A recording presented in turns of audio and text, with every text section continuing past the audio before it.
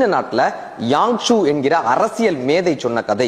ஒரு ராஜா தன்னுடைய அமைச்சரை கூப்பிட்டு கேட்கிறாரு, நான் வேட்டைக்கு போறேன், இன்னைக்கு மழை வருமா வராதான்னு கேட்கிறாரு. இப்ப அமைச்சர் சொல்றாரு, எனக்கு இது தெரியாது, ஆனா என்னுடைய நண்பர்கிட்ட கேட்டு வந்து சொல்றேன்னு சொல்றாங்க. கண்டிப்பான முறையில இன்னைக்கு மழை பெய்யும்னு. அவர் சொன்ன மாதிரியே மழை கொட்டுன்னு கொட்டுது. எப்படி இதனை கண்டுபிடிச்சான்னு கேக்குறாங்க. அதுக்கு எனக்கு துணி துவைக்கக்கூடிய நண்பர் இருக்காரு, அவர் தான் அதை சொன்னாருன்னு. இந்த துணி துவைக்கக்கூடிய நண்பரை கூப்பிட்டு கேட்கிறாங்க, உனக்கு எப்படி இது தெரிஞ்சதுன்னு. என்னுடைய கழுத காதை இப்படி விடைத்து கொண்டு இருந்தால், காதை நீட்டி கொண்டிருந்தால் அன்றைக்கு மழை பெய்யும்னு அர்த்தம். காதை மடக்கி இருந்தால் மழை பெய்யாதுன்னு அர்த்தம். இது எனக்கு கழுதை கற்றுக் கொடுத்ததுன்னு. இதை கேட்ட ராஜா அமைச்சர்களை பதவியிலிருந்து விலக்கி சில கழுதைகளை பணியமர்த்தினார்.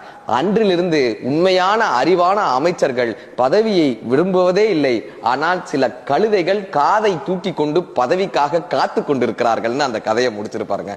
அறிவானவர்கள் பதவியை விரும்புவதில்லை, தனது தகுதியை வளர்த்துக் கொள்வதன் மூலமாக பதவி அவர்களிடம் தானாய் வந்து அடைகிறது.